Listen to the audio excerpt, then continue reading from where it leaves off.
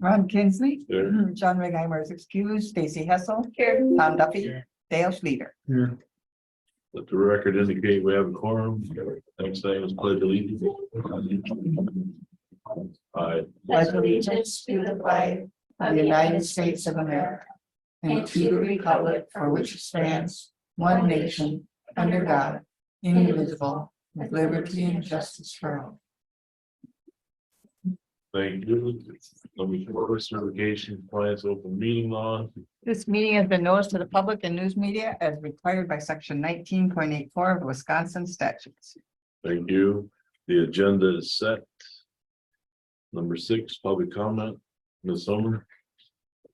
Linda Zollner, 902 Holly Hill Lane, Birchwood, Edgewater property owner, and wanted to express my appreciation both in this meeting and in the next one for the assistance that the admin and finance and county clerk have provided in putting some information up on the county website and providing information, a lot of it financial.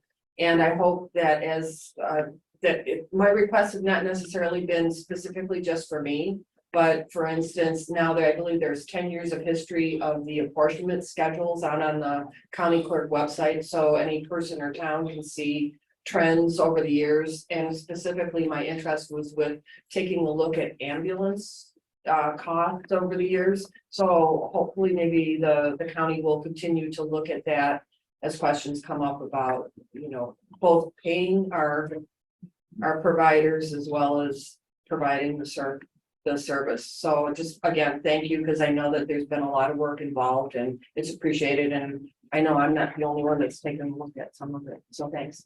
Thank you. Is there anybody else? Maybe it was online.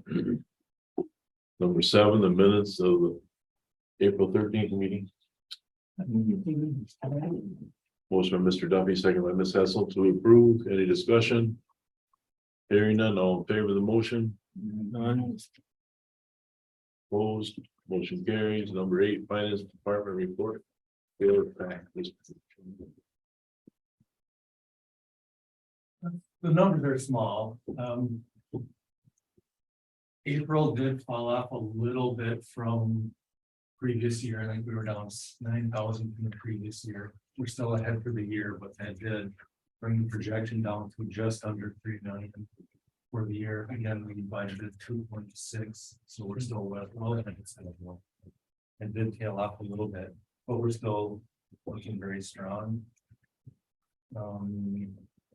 Budget updates. We almost got the 2022 totally closed. There may just be some movement from general fund to some of our special funds.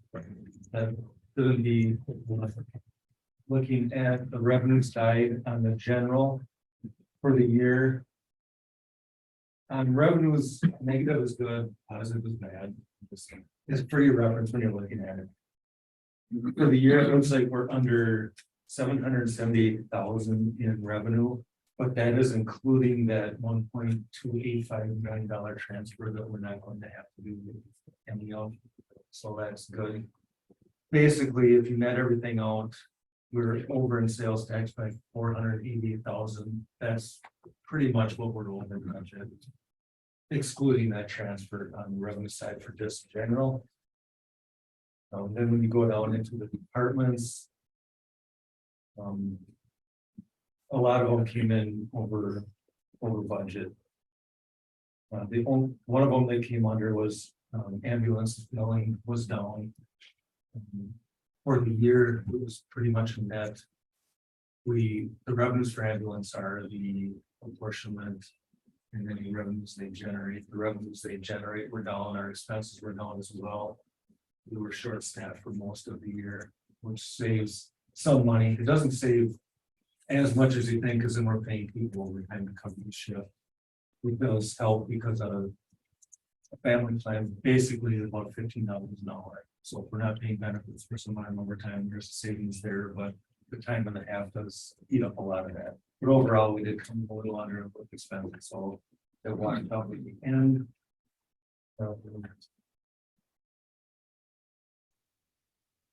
On the expense side, we came in under budget again. And a lot of it again is due to the expense we didn't ship out to the other funds, but we came in about 300,000 under budget, even excluding that, so that's good. So for the year, right now, we're looking at a surplus of about $1 million. Health and Human Services has a surplus as well. Highway did come in at a deficit, so that's where we may have to do a transfer to replenish that. They do have their own fund balance, so we could leave it as it is. One note that I will say is, my previous reports, I was always backing out that LATCF money. Now I actually took it right out of the general fund and put it in the special revenue fund. What is that money? It's part of the recovery money, but it's directed at, I guess, counties, and you probably know better, counties that have Federal a land, reservation right in it's federal land. federal land. And the purpose of it It's is. tribal though, isn't it? The CT is tribal. It's tribal, but the tribe gets their own pot of money. But the amount of the payment was based off the amount of federal land you have in the county. So some counties only got 50,000. Because we have a larger, well, I think tribal land as well as the Schwamigan Federal Forest. It's based off the per diem payments we would otherwise get. Like we get money every year, a small amount that funds our search and rescue.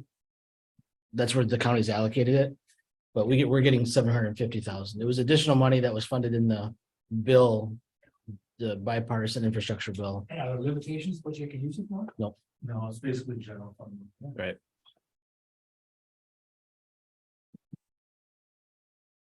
Big chunk in that building. So then moving into 2023, we're a third of the way through the year now, and revenues are at 30%, so we're just a hair behind, but that also includes an allocation from fund maintenance that I'm hoping we don't use again. It's like we didn't use it this year. If I back that up, we're actually a little bit ahead, because that's almost $1.7 million this year. The revenues for the other departments are running pretty well. Some of them are a little behind. Some actually made their money for the whole year, but a lot of like HHS and child support, a lot of that is a reimbursement or a grant, and that comes a little later, so they always run a little bit behind. On the expenses, if you look down the line, almost every department is right around 33%. The one that sticks out is the other programs, and I think I mentioned last month, that's like our payments to the libraries, Democratic Transit, Northwest Regional Planning, tourism, fair. I think there's one I'm missing, but we paid those already, so we paid almost for the year. That's why that always runs ahead of this time of the year. Health and Human Services. We are showing a loss right now, but again, they're pretty grant driven, so the revenues usually vary a little bit. Highway Department running a little bit ahead with our revenues, so our revenues over expenses. That changes so fast, and a lot of that changes when we post the books. Once they add all the adjustments at year end, it really can flip. Because up until the end of last year, it looked like we were doing pretty well up time in the year, like with the net deficit. CIP update, we did have some transactions since the last meeting. We purchased a squad and equipped that squad, and we equipped the squad we already had in service. So that was about $73,000. And then the next one is travel and expense reimbursement. You recall last fall, the board did approve an increase in the meal reimbursements. So some of that would be to clean up this actual policy language and put it in there. The other thing that I noticed in my time here is there's not a lot of congruency among departments and how they're applying reimbursements. They all have different forms, they all have good in the way. So one thing I'd like to do is kind of unify everything, make it uniform. Part of that, I would propose some language change to the actual policy. The rest of it would just be how we apply the policy. And so I also wrote up like an admin rule that would go along with it. That would really states clearly how everything is reimbursed, what's eligible, what's not. So then all staff know there are no surprises and not putting department heads in a position of trying to make a decision or basically clarifying so that's easy. So the changes are on page 2.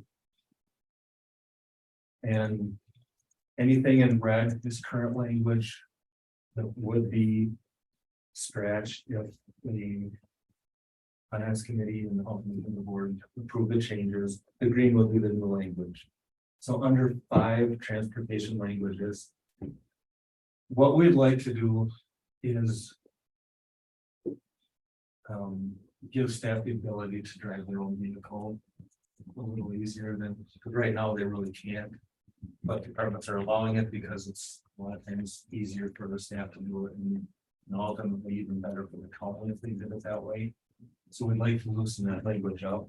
So instead of transportation should be first to use a county fleet vehicle, whereas we move it to employees are encouraged to use a county vehicle. The rates are what was changed back in the fall. The fleet rate is the rate we charge our departments for using the fleet vehicles. The reimbursement rate for employees using their own will be the same, 80% of IRS. So it's net neutral to the departments, whether staff use the fleet or use their own vehicle. Simple word change in C, employees should request a fleet card, so they will. And then scratching out that one line where it says they have to have gone and tried to get a fleet vehicle, kind of note saying there was none available before they can drive their own vehicle. And again, this would just be to make it more at the employees' convenience and possibly the county's convenience and savings for them to just maybe drive their own vehicle. And as I analyzed our fleet, when I say fleet, I'm not talking department vehicles, but just the county fleet that people can check out to drive. It's costing us more per mile than what we would be reimbursing people. We have 8 fleet vehicles there used enough to get the cost per mile down to even the IRS rate, let alone 80% IRS rate. So part of that, I'll further analyze this potentially could be in reducing fleet as well. So then the last change is under meals.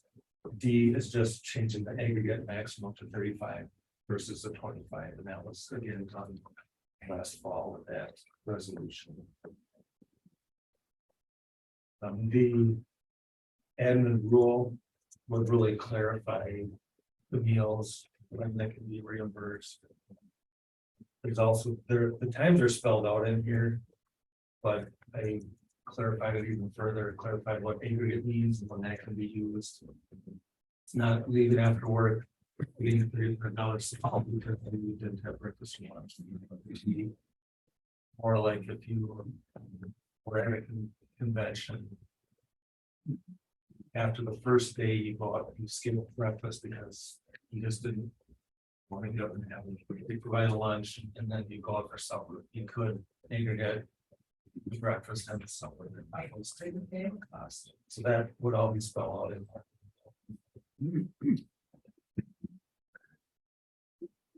Motion to approve it.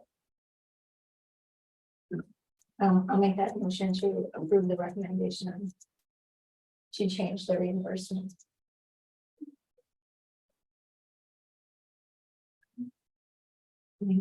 However you need it, but I think it's in the policy as presented. thank you. Glad you're here. I just need a second if anybody wants to second it. With a motion by Ms. Hessel, second by Mr. Schleter, discussion. And do you agree with the language changes and revisions? Yep. Then it would go to the full county board or would it go to admin? We'll go to the board, full board. Schleter. You say we're not using enough miles on the county fleet to offset. Can you explain that a little? Yeah, better? so what I did is I analyzed how many miles each vehicle of the 8 would use in a month. Aggregated that all, divided it all. So then I take the cost of the vehicle when we purchase it, the residual that we get when we sell it, deducted that off. Added the insurance for the vehicle, and the mileage and the estimate. All that out divided by the miles, it came out higher than IRS rate. What is the IRS rate? Right now it's 64, 62. 62. I think it's 64. I think Sure, it for the is state, 60. it should be- Yeah. Okay.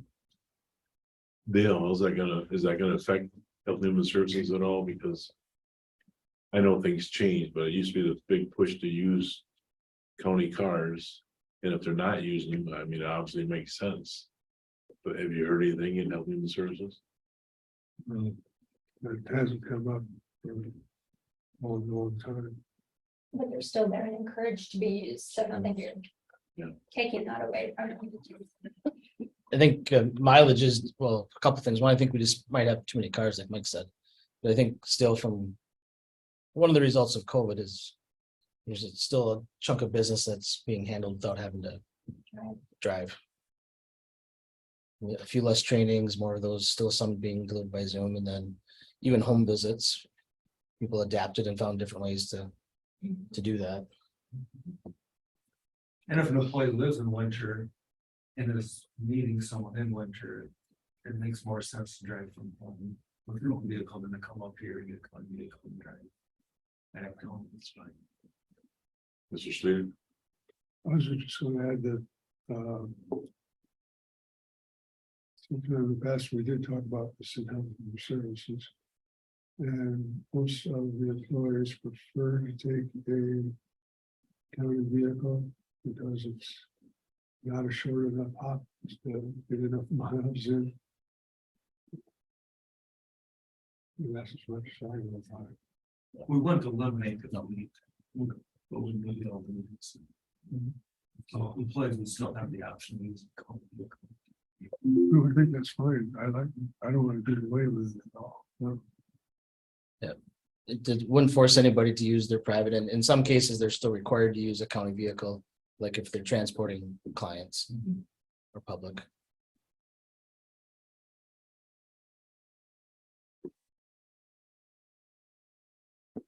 Did you say breakfast, lunch and dinner could just be turned in with no receipts or anything? No, that's part of the admin rule is clarifying that to itemize receipts Yeah. for every meal. We need to make sure there's no entertainment or alcohol and dinner receipt, so we require itemized.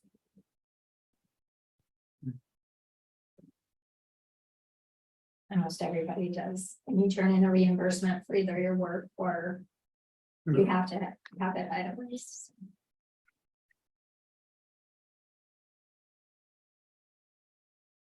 I got another question, Dale. I don't know if you can answer or not, maybe Andy or Mike. It's been a little while since I've been on Health and Human Services Board, but maybe run that by Julie Lyons before we actually would make the numbers smaller with the amount of cars. Bring it to her attention, maybe she has some input for that. Just a thought. No idea. Anybody else have anything for discussion? You talk to me.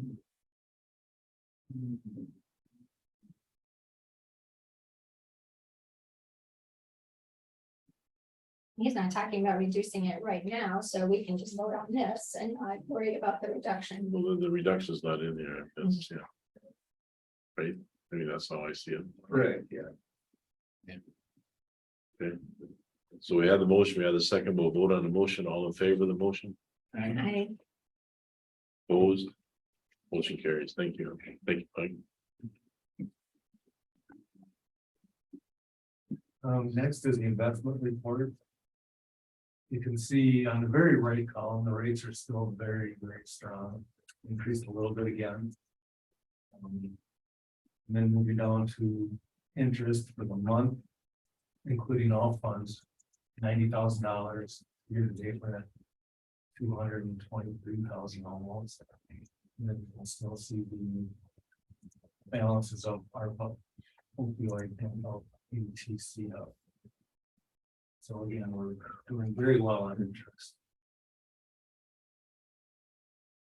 We'll celebrate it while we have it. Yeah. Mike, where's the interest budgeted then? Or is it just going to our surplus or? I had a very small budget for interest because when I first did the budget, they had bottomed out, so I think I had 40,000, something like that. So we far surpassed that already. So this is all, every month is a bonus. Good.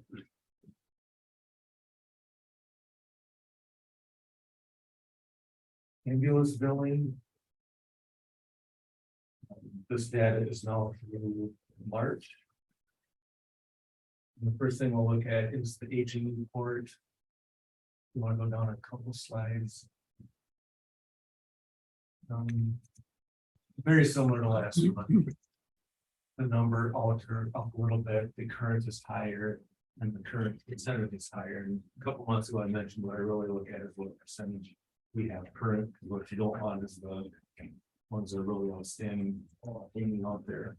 And we're getting a little bit better. If you look at trajectory, it's very good. January was a higher one, and we're almost at 32%. We went down a little last month, now we're up again, but if you look back to like November, October, we're way up from that. Kind of my personal target is keeping it around 33% current. Pretty happy with what we're at with our aging. And the other thing, the ones over 180 don't have a lot there, so that's it. And this is just with the new company, we do have outstanding balances from the previous billing company. Mike, the ambulance billing aging report has nothing to do with geriatrics or age of the patient, that's all. No, aging is breaking down what is owed by month periods. So there's current, which is under 30 days, 31 to 60 days, 61 to 90 days. So it's different chunks of what money is out there. Good question. That's all right. Average calls per month. You can see we're still down from prior years. We can start getting as many calls, not getting transports as much. But then we start getting into good news, calls are way down. We're not that far off from last year as far as average bill per month. Still down a little bit from the 2 years prior to that. But we're doing all right. Average collected per month, we're right on par with last year, maybe a little higher. Not far off from even the 3-year average. Say, all calls down, buildings down. Collection that month are only their own, so that's actually pretty encouraging.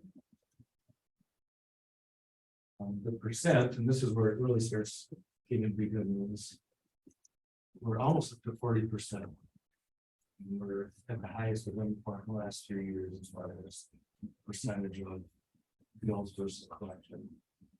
So this is where it's showing me that yes, the new billing company is working on the law. That percentage of collections higher. I have a question. Yep. When you break down the runs, you said the total amount of runs is down. Do you have the breakdown of where the runs are from? Like it was from Hayward, Ojibwa, Stone Lake, Brown Lake? I don't have that in this stuff. I couldn't get that. That one, That takes some calculating. Yeah, It it wouldn't come from the doesn't break billing it down company. that way, But. Yeah. I could get the raw data. And maybe. Be nice to look at that like once every 6 Yeah. months or once a year or something. If you'll indulge me, I'm gonna look quick and see. As the.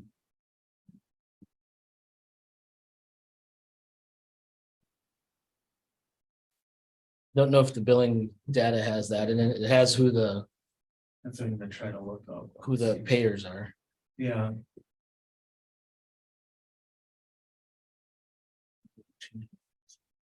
I do that. How do we compare to other counties? No, that's fine, but in the future, Say it again. How do we compare to other counties? The amount collector and we, It's tough for us to compare against counties because there's only a couple other counties that have data. I mean, we could. From what I know of Russ County, we're similar to there. The other counties are like Washera and a couple Marquette County have ambulance services. Industry wide, I think we're pretty similar on what we collect as a percentage of what's billed, just because the payers are the same. Medicaid, Medicare, pretty much are going to pay everybody the same, which is where a lot of the payments come from. But like the industry standard generally is if you can bill and collect 50% of your run costs, you're doing really well. I mean, we're below 50, but that's kind of the industry. there isn't much we can do about it. The most we can do about it is make sure the billing company is getting the bills out in a timely manner and then following up on collections. We're pretty high on. Medicare billing, which is. That's automatically gonna reduce their percentage Right. because they pay us such a low fee. That was gonna be my question, Mike. Does the percentage that Medicare pays, does that affect that collection percentage? Yep. And where do you get the 40%? I don't see it on this graph. We're almost at 39.68. Oh, okay. did Russ County ever go full time? They started a couple of years ago. So they have one. Where there's one crew 12 hours a day, and there's one crew that's 24 hours a day. Out of Ladysmith.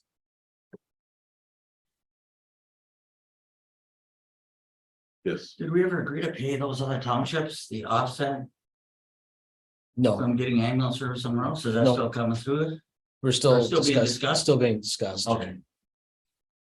It sets precedence, so you have to take it Yep. extremely seriously. Yeah. And the other thing is we wouldn't want to do it just kind of out of the blue, like now. Would really be part of our budget because it's not going to lower our cost. So we'd be taking money, if we did it right now and started doing it, we'd be taking money out of our operating budget. And splitting it out. It would almost have to be an add-on. Mike, go ahead. All right, and the next slide is more good. So this is the. Amount billed per call and the amount collected per call. And just doing some rough math in my head. From last year to this year, we're up $300. That would be about 26% increase in amount billed per call. Then if you look at collected per call, last year to this year, it was almost $150, which would be 30% of 500. So, or again, our collection percentage is going up.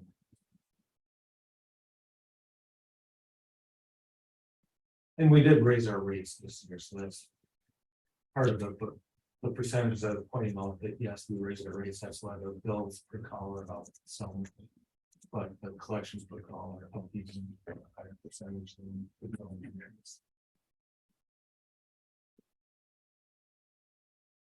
And then the last one is just a budget report, and this is through March for ambulance. Ambulance stuff, because the run data is not available until a month after, I'm just doing everything a month later. This is showing a net income of 132,000.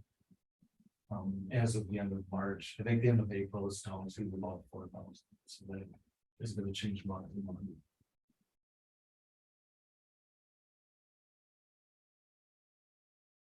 Any questions on ambulance? Just to go back to your question, do you want to know like how many calls each township, how many calls were responded to in each township? Or do you want to see how often the Hayward ambulance responded or Ojibwa? You want to trace it back to which ambulance was in This service?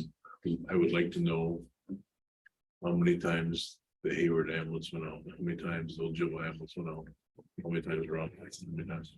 Okay, That's been looked up before. no, we can, yeah, How about how many times Great Divide comes into our account? that we would I not, don't think I get. can't get that. It's We're aware of that. They're coming in.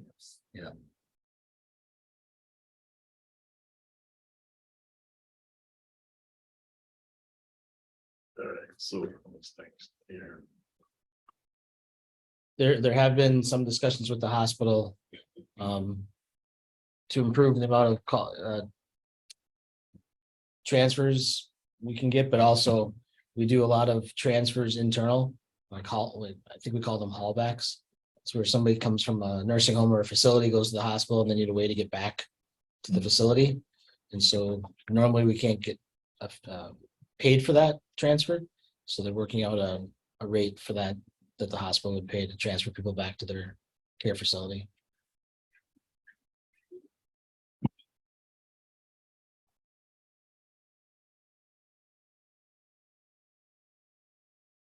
If we have any questions regarding ambulance information, thank you, Mike, you did a nice job putting stuff together. Number 11, financial funds and update. We saw the balances earlier, they are unchanged. We do have another broadband bill that we just received, so we will be waiting for approval to do that. Andy Phillips verify those, is that what we need, or? No, we wait for the bill we received is from Mosaic. For our portion of the project, we wait until the PSC is signed off on dispersing their funds to them, and then we disperse ours. Our funds were used as essentially as match for their PSC grants for the project.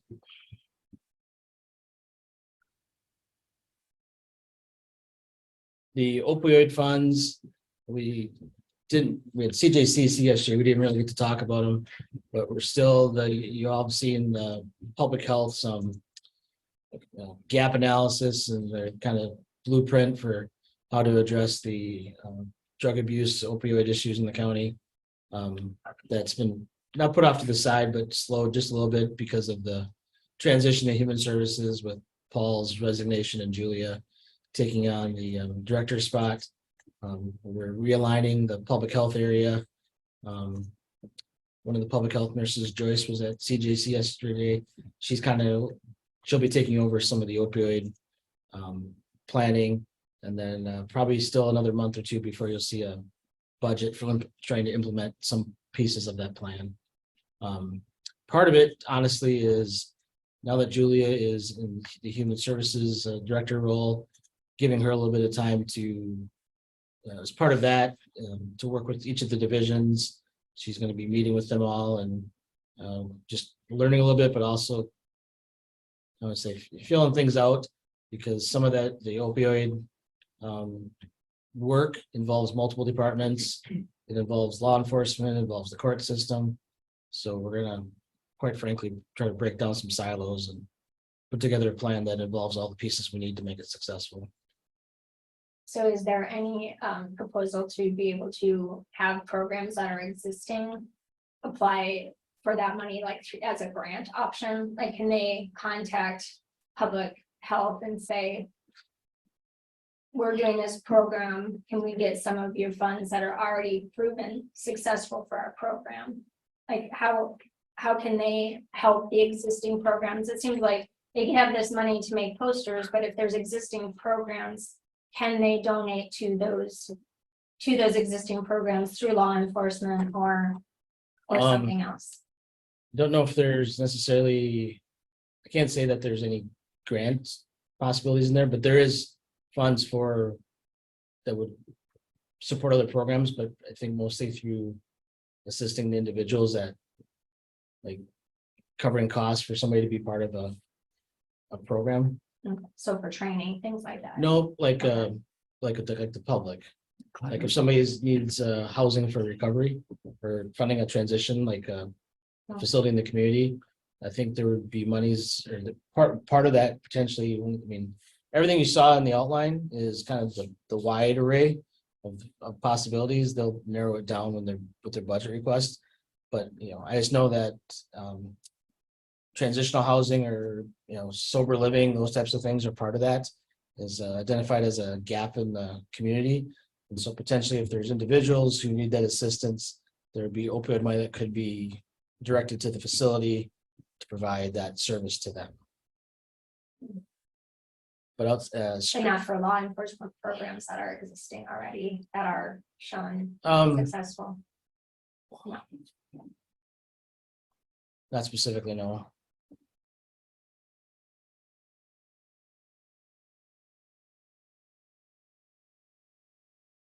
What else you got? Nothing on the ARPA opioid or LATCF funds. Let's go to number 12, the big one. Sure. I do it a little different than last time. I'm gonna hand these out, so I don't have to. I thought you gave such a good speech. Well, it's gonna be the same speech, but I'm not gonna try to flip back and forth on that.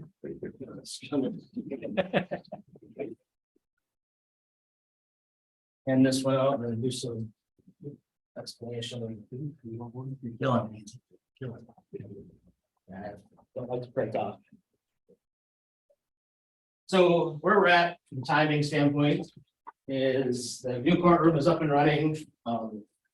Sheriff's Department are in their offices that were redone. The boardroom is getting finished up this week. I shouldn't say finished, but we're not meeting in there yet because the AV, the technology, there's components that are on back order, won't be here till fall. But IT has a temporary solution for microphones and speakers and televisions that they have up and running today. So the board meeting next week will be in the new boardroom. So that pretty much gets us up and running. There was a 2-week delay in getting into the new building. Basically, when Myron, our project manager, construction manager, was wrapping up, there was a crossover with the IT vendor or the AV vendor, Marco.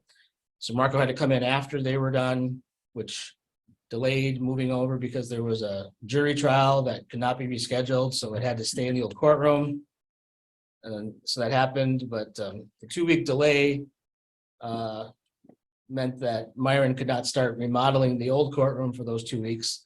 So they're trying to keep it on the same timeline to have it done by August 1st. But that's, everything goes perfectly, they probably can still do that.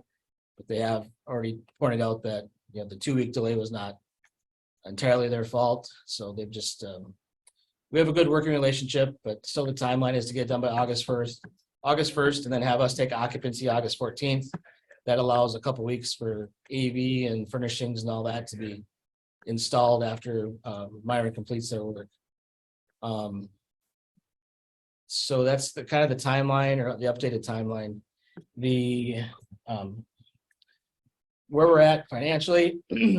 So the original contract with Myron was for $8,618,746. We've amended that by adding $55,903 a couple months ago for the security additions, door locks, and cameras.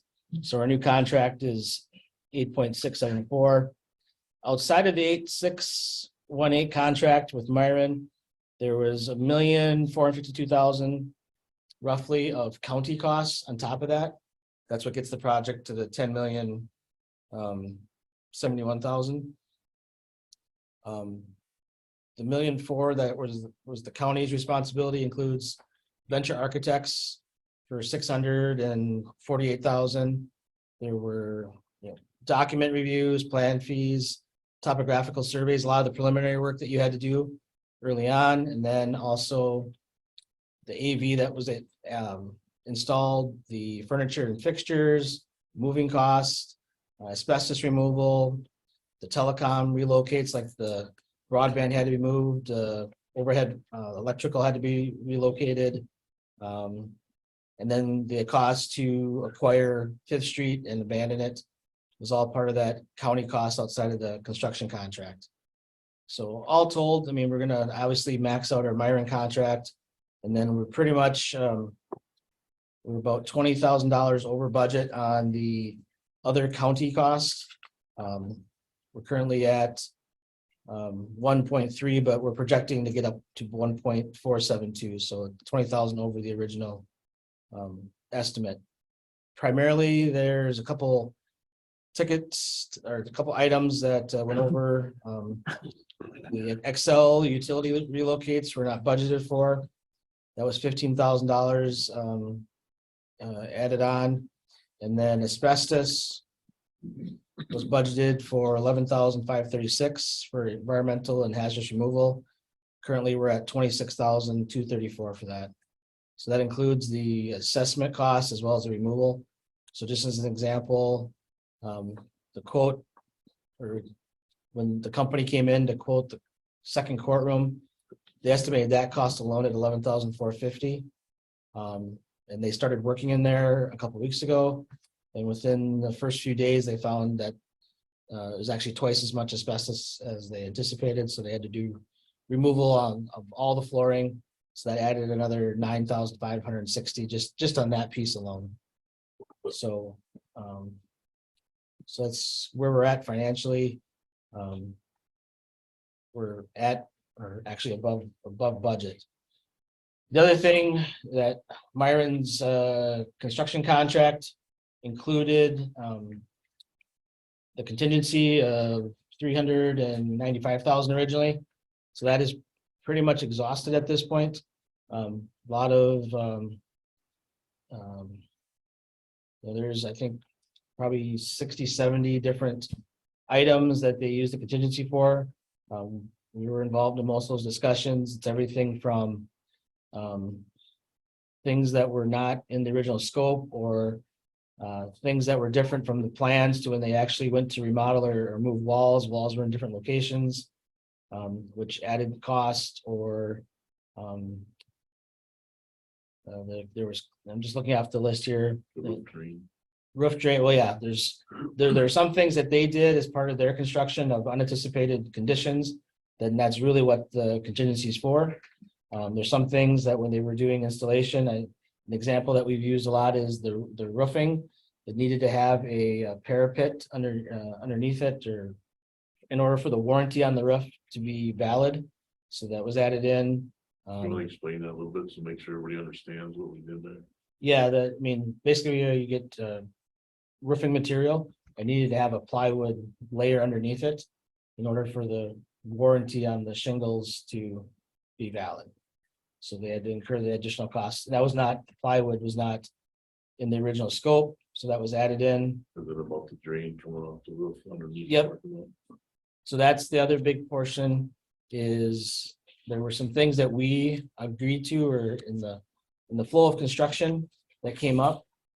In the design, there was no plans for any stormwater removal. So right now, before this, the building you had before, water was running off the roof down here in this section. There was no gutters. So it run off the roof, hit the sidewalk, run out to the parking lot. That side of the building is fairly shaded because of the overhangs and the way, it's located. So we've already had icing issues historically. You've had falls, you've had insurance claims from just, there's no water removal, it just surface drains. And now you're adding a whole nother section of building with pitched roof. All that water was going to come off the roof onto the sidewalk and across the parking lot and actually make the problem worse. So there was an option presented to put roof drains in place, gutters that would drain down, and then it'd go into drains that go under the sidewalk and connect into a collection basin and empty into the city's storm sewer. So then you'd have no water flowing across. I mean, when there's heavy rain, it's going to go over the gutters, but for the most part, it would drain through the gutters and be gone and not have any surface. So we added that onto the project at our choice. There was no exterior signage that was added on. There was no backing. Like, for televisions, when you mount them on the wall, especially the bigger ones. There was no, in the plans, there was no backing within the wall to support the mounts, so we added that in. So there was roughly $77,000 of those items. Oh, and sidewalks. There was no, the sidewalk that runs along this building, there was no sidewalk connecting it to Fourth Street. So some of them things like the backing, it's a lot easier to put it in while they got the wall open. Than have to try to put something in later.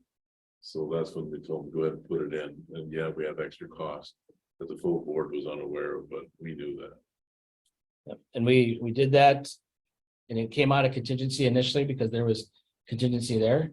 But then as the project went along, additional things came out of contingency to get us to the point now where we have no contingency going into the remodeling phase or the phase 2 of the project.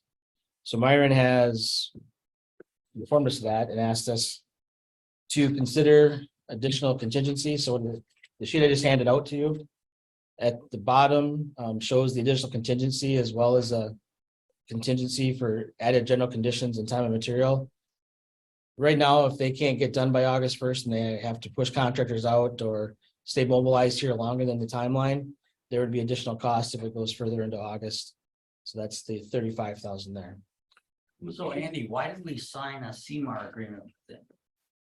And has legal looked at this? Are we liable for all these overages? I mean, they must be insured or something. Some of the, well, They should take some of this hit because it's CMAR, I mean. Construction manager at risk, that's gotta cover a lot. I mean, I Instead of think keep throwing it on the taxpayers all the time. the construction manager at risk is with the contingencies there for them to use. Part of it is not so much Myron, I would say, as it's Venture, that we have to go. And we already have had discussions. Venture is going to be refunding us some money because some of, or a fair portion of the things that came out of contingency were things that Venture did not include in the scope of the project that they really should have. No, they're not going to, Venture's not going to pay for those expenses for us. They'll refund us some things if they cost us additional money, but they would say that the items that they didn't, items that Venture missed or should have included, in our opinion, we didn't pay for in the original bid, but we're paying for it in value added to the project. There's a couple things like some sensors and ductwork that were not included, that Venture's already offered up some money to cover the cost of our additional cost, but we're gonna have to have more discussions on how much that's gonna be. That's why I'm pointing out that some of the things that came out of contingency were not, they were our choice on our end. And they added value to the project, but they weren't things that Venture, or excuse me, Myron had to do or needed to take it out of the contingency fund. Like the heat for the entryway or everything. Yeah, and then the rest of this, the top half of this list is some things that we know were not included either that you might want to consider. One is the top right column is a list of items that were not included in the plans or the scope and they're not done. They don't need to be done today or tomorrow, but things you might want to consider. Like Ron just said, in the entryway from the Kansas Street parking lot into the building, there's a breezeway or an airlock. There's no HVAC in that area. There's no heat. There should be a heater in there so that you don't, you have that mix of cold air in the wintertime and hot air from the building. You don't want it to be, have moisture and then you'll also have a loss of heat. So most facilities that have those types of airlocks or entryways have some type of heating system going in there. And so they're estimating to add that in, and that's something that normally you'd expect the designers to include in the project. They did not. So if you want to add that in, it's another $15,000. So it seems like you came into it after we had already decided, but looking back, it seems like neither company has been proactive to fix these problems they just present them at the time and then, oh, this is gonna cost you more money. These are not the things we voted on. I thought we voted on a competent company and it doesn't seem like Ventures or Myron is offering us a competent company for our taxpayers because we voted on $8 million and then we keep getting these kind of things. And I understand that's the cost of doing business, cost of building, but like these things that are obvious, that should have been proactive and solution-based conversations, like it seems like we're so far in that it upsets me that we're having these conversations. Like when we had the conversation about the door locks, like those things, we did this because of the safety issues. And now it's getting like, well, we're gonna do this because they forgot air ducts. Like that seems ridiculous. But here's how some of that happened, okay? We had Ventures do the architectural design. And then we bring in Myron. And as Myron's going through the project, they're pointing things out to us, like there's no heat in the entryway. Well, why wasn't that done? Is that Myron's responsibility or is that Ventures? But when when the project started though, when you were getting the RFPs from different companies, why wasn't those things pointed out when they looked at the project scope? Like, we're looking at this project scope and these things are not in here. We need to do this. Like, we're doing a $49 million project at the school, and there is never a time when they don't point out the proactive part or try to save us money. So I'm just frustrated that this $8 million project is now becoming 10 million and the 12 million, and that's not fair. Just because they didn't notice that when they took the RFP. Makes me upset that Ventures didn't know enough to do it. But we move forward because this is what we have now, so Andy's presenting things that we can look at. Yeah, and I should say the top half of the sheet honestly is nothing that you have to do. I mean, none of those are, we don't have to have the heater in that entryway. Probably long term, you have some problems because of it, or you have a loss of heat over a period, Either of pay years. now or you pay more in the future to Right. fix it. So Let me just run down that list on let me do the one on the right side first. So we're just pointing out, like, and some of these might have been taken out during the value engineering or during the scope of trying to narrow the project price down. But, we've abandoned Fifth Street. On the west side of the building, that'll be still like a driveway into the sheriff's parking lot. On the east side, the veteran service building is gone. You have the road stub going into the Sally ports for the sheriff's department, but there's been no money set aside to like reclimate the veteran service area, like put gravel down to turn it into a parking lot or plant grass, or are we going to limit? Are we going to add parking for courthouse staff that are going to use the secure entrance that's in that area? We don't have a price on that, just pointing out that once they pick up and leave, it's going to, right now, there's no money set aside to change it from the way it is, right? The way it is laid out. It's just going to be a dead end stub of a street. The sprinkler and holding cell 130, this has come up. And the secure side of the courtrooms, there are holding cells for inmates to sit in while they're not in court to meet with their attorneys. This particular holding cell is the one to meet with the attorney for courtroom 1. There's no lock on the door, so court security, if they put the inmate in there, court security has to stay outside the door and watch them the whole time. They can't lock the door and walk away. Why would you miss that? I don't know.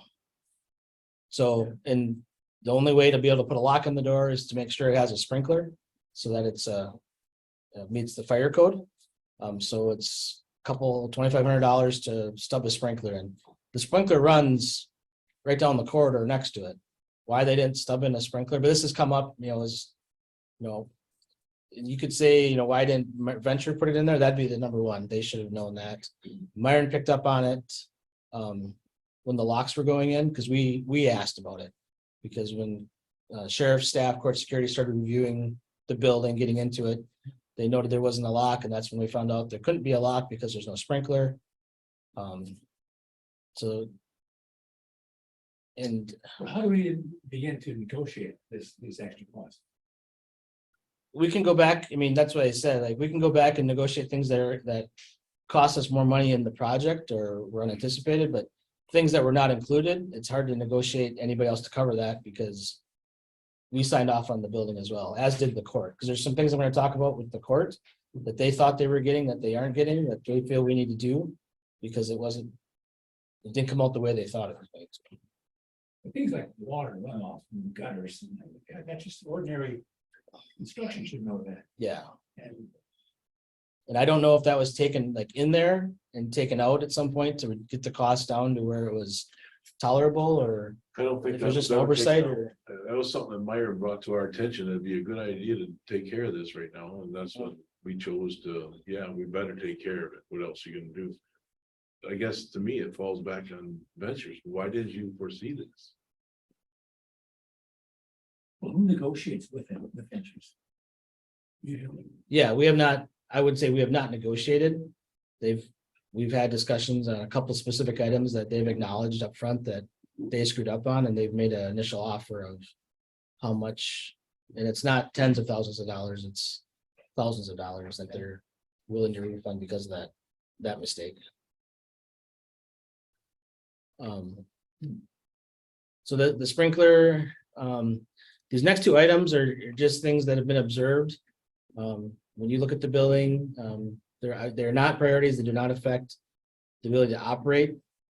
The door from this side, the old courthouse into the new courthouse, is a steel fire door. It doesn't have a window in it because it can't, because it's a fire door. It can't stay open because it's a fire door. So it really limits the visibility going from one side to the other.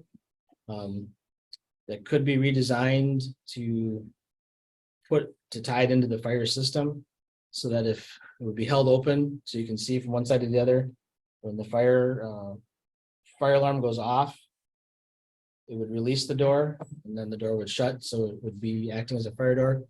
Same thing when you go into the new building and you see courtroom 1 has kind of wood doors with windows in them, so you can see in. Looks like a courtroom. The doors to courtroom 2 are two separate steel doors. So it's like let's see the concrete wall and the steel doors. You can't tell or see the courtroom on the other side, again, because it's a 3-hour firewall. So the doors have to be fire doors with no windows. If you wanted to improve that or improve the aesthetics as well as the security, safety more than security, they can build out what they call a wing wall. It's like a wall that sits out from the firewall with the mag holds to leave the doors open. They would close when there's a fire. Those things were brought up because even with this door down the hall here already, the approach has been to leave the door propped open so people can find their way into the new building and they see the courtroom, but you're really violating fire code by doing that. Well, it's anticipated like the courtroom doors, most likely when court's in session, they'll want to prop those doors open. And you're really not supposed to be doing that because they're fire doors. Again, those aren't things that are going to make or break the ability to operate it. It's just more of what we see coming or how we anticipate the building being used. That would be the solution if somebody wanted to solve it. And then just this week in the courtroom, we had an issue. The judge's bench sits up elevated. There's a ramp behind the court's staffing area. That's a ramp. Their seating is on part of the ramp, and then the lower probably 5 feet, the ramp is just exposed. There's a curb at the bottom of it, but there is no railing, and we've already had somebody apparently trip on the curb and then just fall off the ramp. So and I just in discussing this with the venture and the contractor at one time early in the project, there was a discussion on whether it needed railing or what type of railing it would be, but it was never. They went back and looked at the plans and they didn't find where it was excluded, but it was not included in the design. So those are kind of the items that we've observed or aware of that, again, could be considered, or they could be left to not do anything with.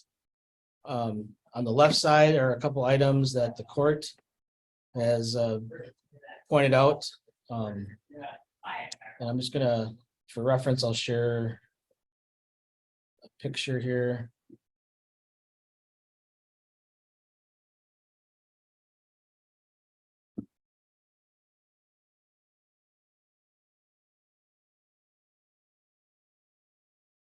So at some point, before this project went out to bid, the court signed off on it. They were presented the plans and the renderings, and they signed off.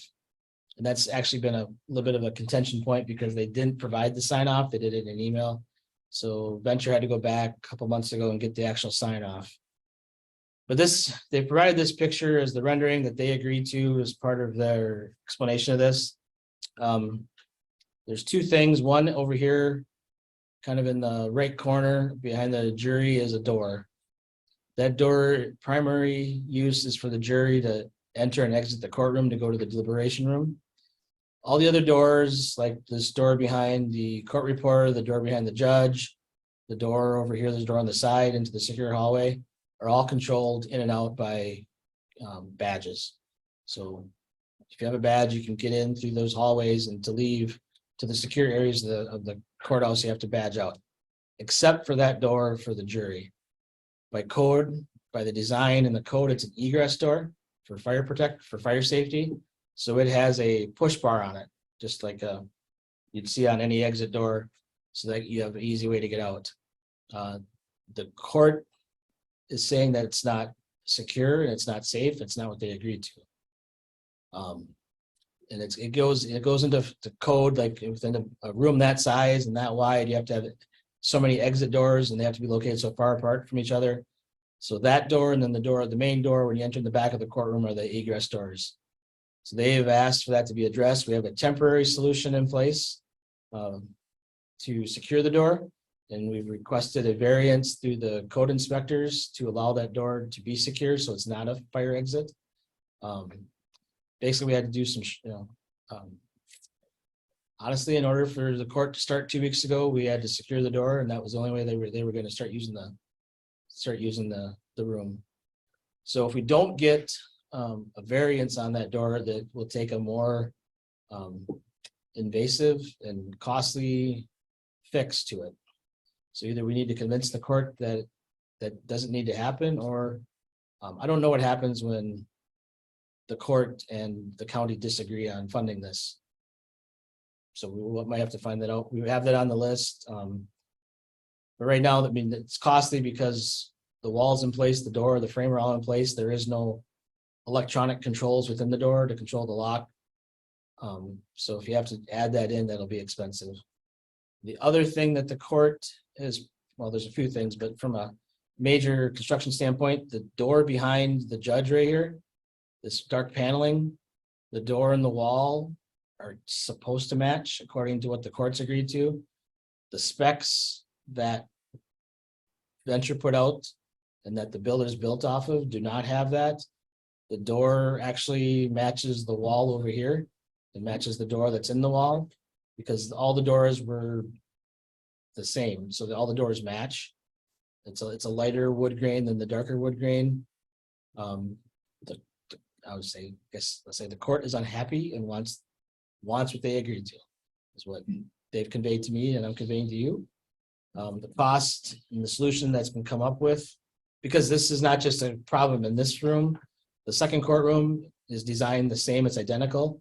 So both doors would be, the door that's been ordered or coming in for the other courtroom is already the wrong color for what they agreed to. The fix is to get a piece of veneer that matches the wall to put on the door, and then to paint the frame.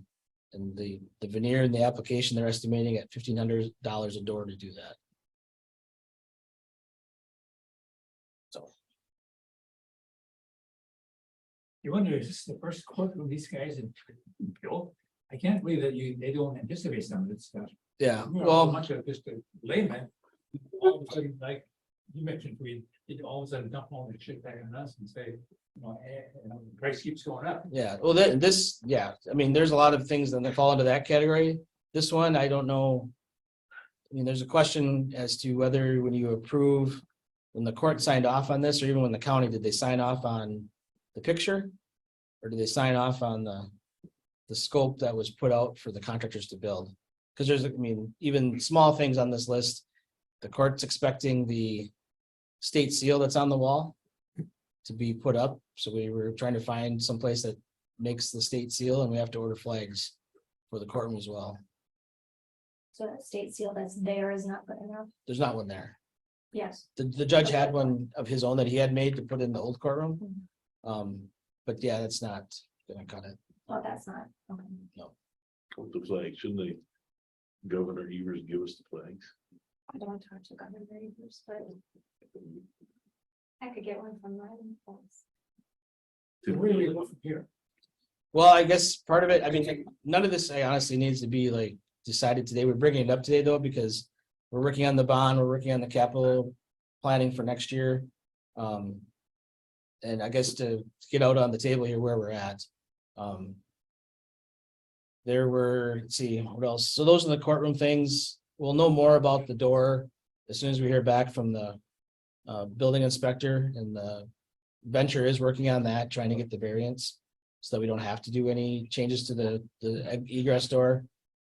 The door behind the bench, honestly, I think it produces some eye rolls because it's really, in the grand scheme of things, is not that critical, but I don't know who gets to make the call on saying we're gonna fix it or if we're gonna leave it the way it is.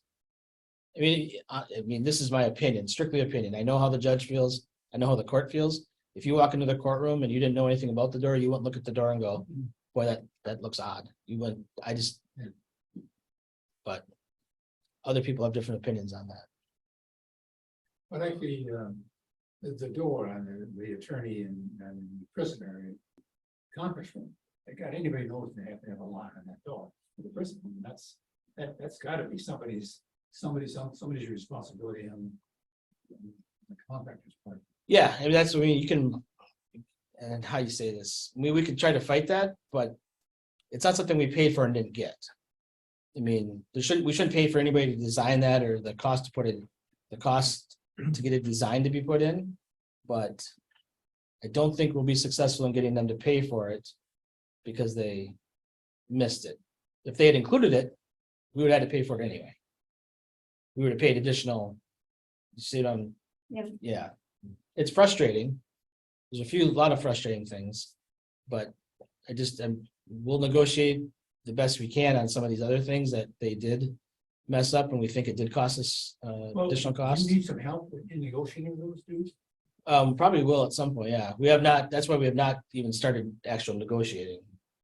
Because, But I think before you get too far into it, maybe we should look at that. yeah, if we're gonna, and that's why even like last night, and I'm not saying everything I want to say now because we're, Yeah. you know. The unfortunate thing that it comes up in every project, there's always some hiccups. You know, Andy's right, they'll come back and say, well, you didn't pay for this, you're not owed anything, but had we known these things were missed a year ago, we would have reduced the scope of the project by 500 feet to pay for them all, but you know, we can't do that now. What's done is done. So, you know, yeah, we try to negotiate. I've been through a lot of projects and never had great luck doing that because of what Andy said. We did not own any money because we didn't. But things like doors and runoff waters. And that sort of stuff. It's stuff that should have been caught. Yeah. And especially because we did the project for safety, that's where I'm like, how did you not catch the safety factors? You know, the gutters are a safety factor, like things like that.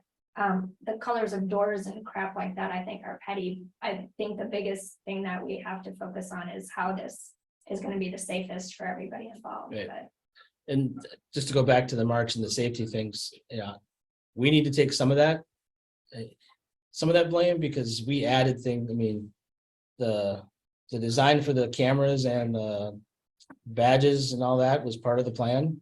And I think not all, I mean, some of those things probably could have been there, but some of that has come up as court security, court staff, the judge have had a chance to get in the building and see where the cameras were covering. That's when some of those additional items came up. We added on. Which it's, I think, hard for people to until you get the building built and get in there and see what you have. Maybe some of those things weren't obvious or weren't really. Well, it's always hard if you're not used to it, with paper and visualize what it's actually going to be. So there's always going to be that. The unfortunate thing I think with this project was a bigger kind of like the storm and sewer stuff. Was caught early, yeah, it makes sense to do all that, you know, a bunch of contingency that would have done for. Some of these other things that when you're going through, you actually get in the building, say, yeah, this isn't exactly how I thought. Let's move the camera, add a camera, that's the stuff you expect. The bigger things are the frustrating ones for me, that put us in the spot we're at. Yeah, because then it makes it more difficult to trust on the smaller things. Well, and we burned up a lot of contingency doing stuff that, yeah, made sense. But then you get to this stuff, well, yeah, this makes sense now too, but contingency's gone. No action item needed now, or. I would like this to go to the full board with no recommendation, because I think the whole board needs to know where we're at. And let the board decide. So how many people are on your building committee that knew, but that wasn't brought to the full board for those other? But, okay.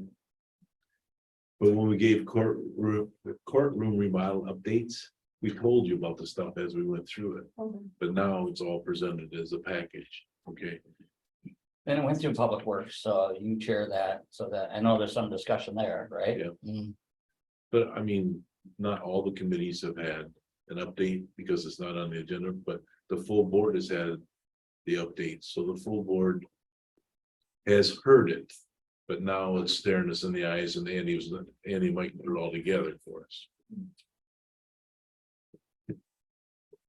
And we probably should break it down because, you know, there's individual things in here. Some have already done, and some we have staring us in the face, and that's like the doors. Do we put the magnet locks on the doors?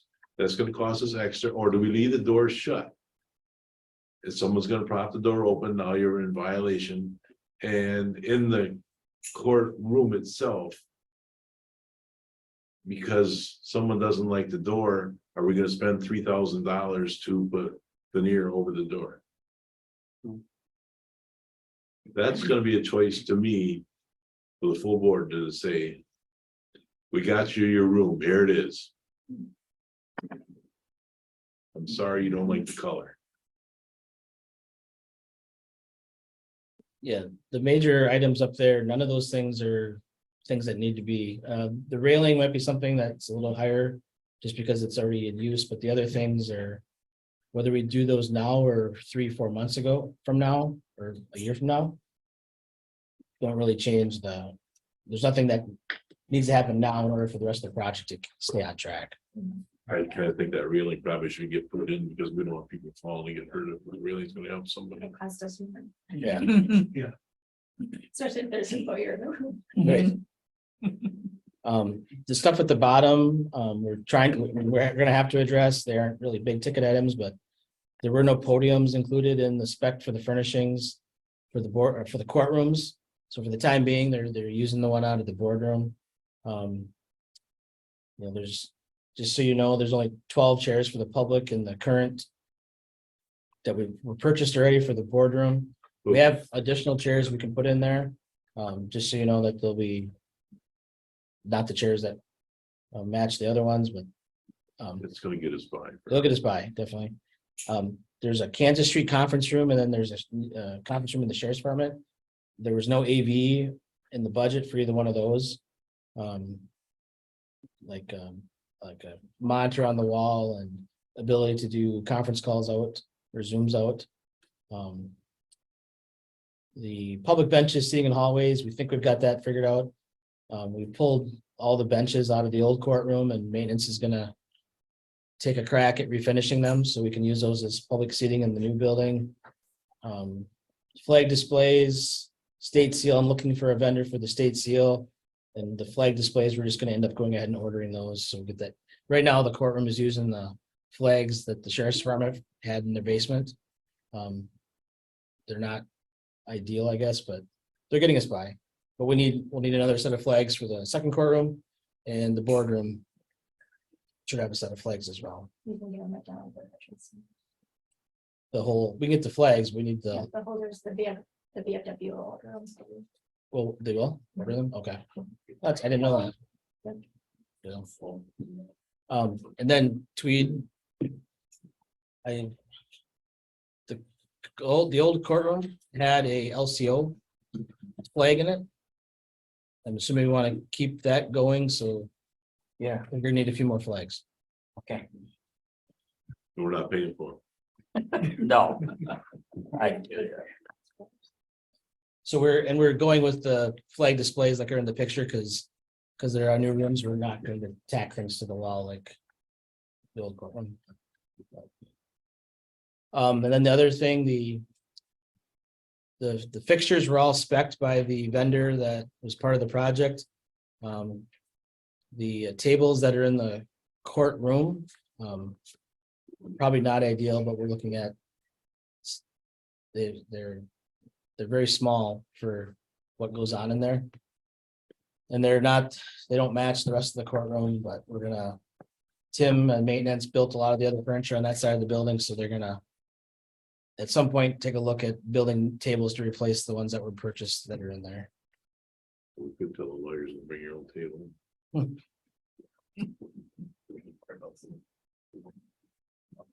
So what's the wishes of the committee? I mean, or I should rephrase that. Andy, you brought it to our attention. Now we know about it. What do we want to do about it? I think we should bring it to the full board and I'll make that motion. The motion by Ms. Hensel, second by Mr. Sleaton, to bring this information to the full board and ask Andy he's got this down pat now because he did it last night. He's done it again today, so he can do it again Thursday. Yeah, go ahead and complete your motion.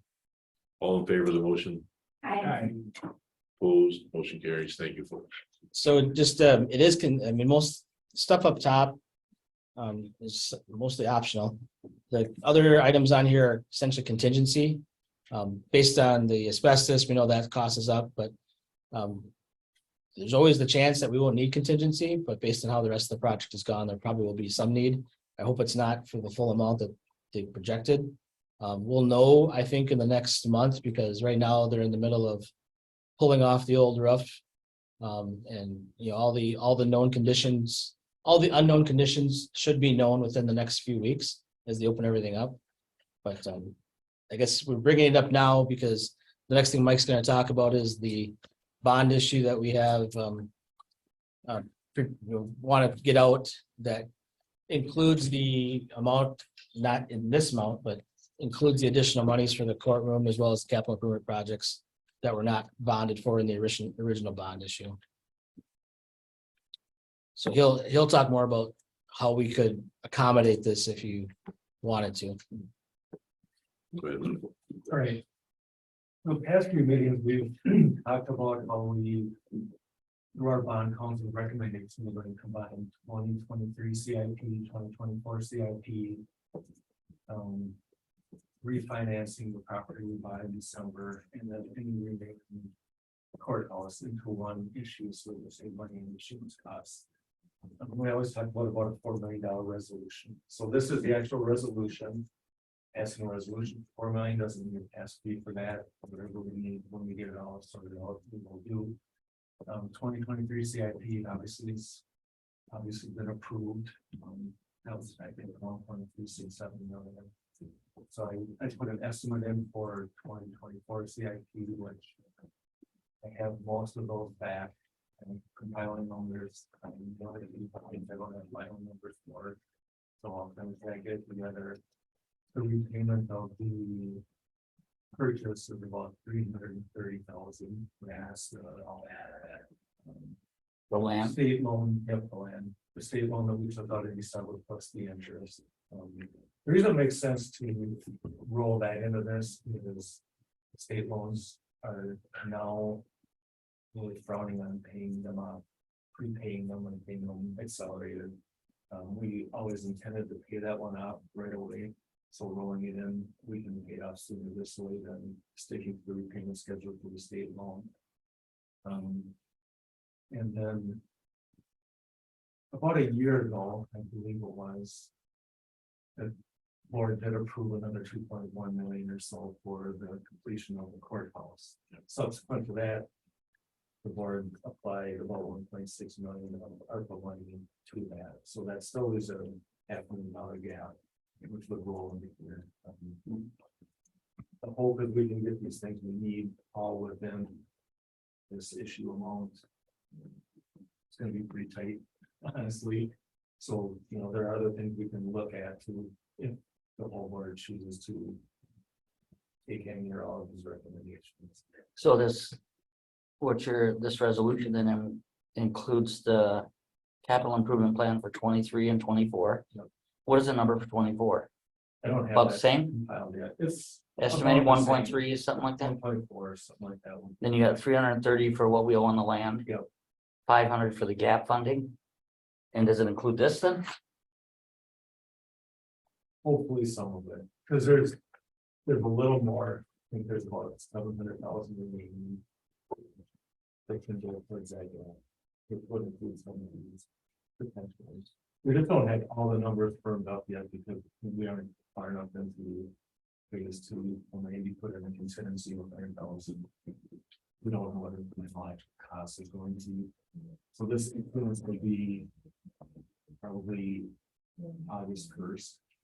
By that time, we would have all the numbers that we know, so we know pretty much what we need going forward on the projects and pretty close to the turn over date. So we would borrow what we need at that point up to a $4 million resolution. And you don't want to use any of our projected surplus, right? Because we don't know. Like, you're gonna have surplus in sales tax. You're gonna have surplus in this interest we're collecting on our money now that you've invested it. Does any of that play a role, Mike, or am I going I wrong? wouldn't count on 23 budget, but we have surplus from 22 at this point that could be applied. So that's why you put not to exceed 4 million, right?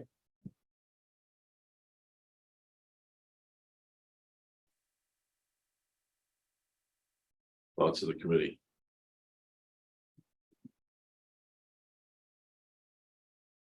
When, assuming this will get approved when it comes to the full board, I want you to break that all down. So we can see that the 23, the 24. And that'll kind of include what Andy's gonna explain too, that That way everybody can see the whole picture of right where we're at.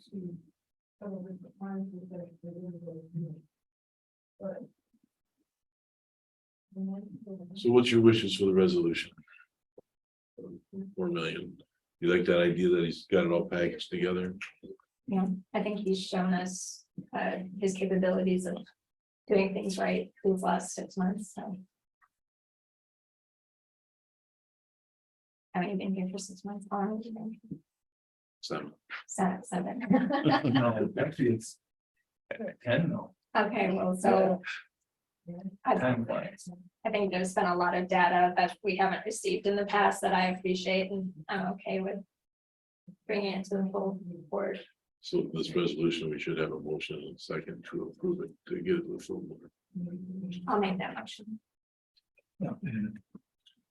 That's, I got a motion by Ms. Hassel, second by Mr. Duffy. I expect that you'll have no problem going to the judge and telling him we're not changing it. in Yes. discussion, Chairman, does this fit with our projection then of our taxpayers not hitting a real big jump? Yeah, Is that what we that what had you're some- putting in this promissory note? And I think I showed you this last. Oh, yeah, time. yep. And there would be, because we have some debt falling off too. The levy would increase about 2.8% next year. And then after that is projected to stay at the net new construction amount on the general revenue. What did the levy increase for 23? 23 was 7.3%. 7.3? And a lot of that was due to the changes in ambulance and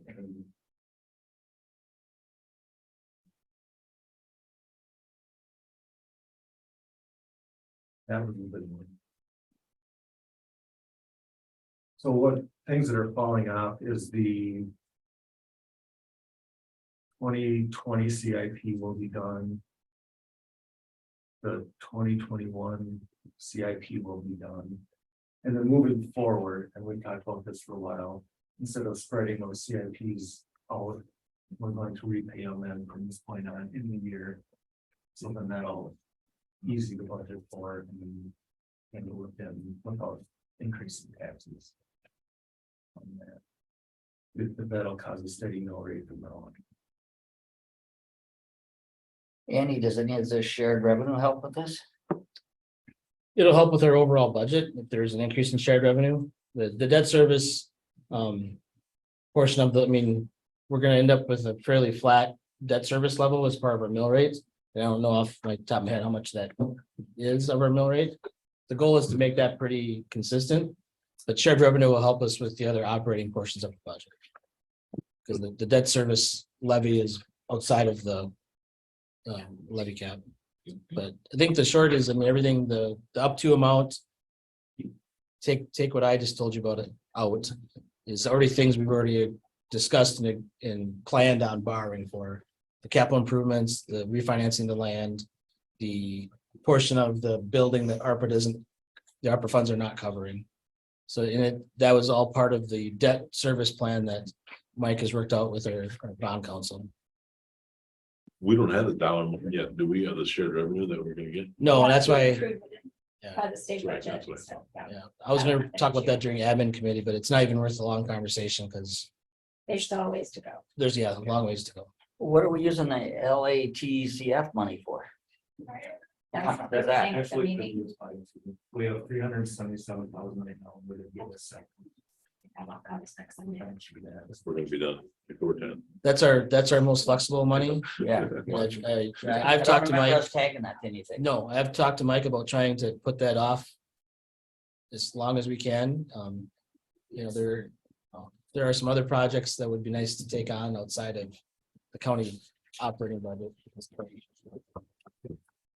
The mill rate is projected to go from 3.09 to 3.15, and that is with a 1% increase in valuation. Which is pretty modest increase. What was our increase from 22 to 22? I want to say it was like 14%. The Valuation. Yeah, the mill rate though. It went from 327 down to 309. Yeah.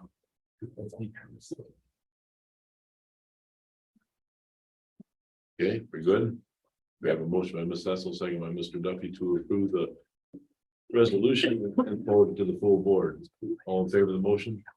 Hi. Opposed? Motion carries. Thank you.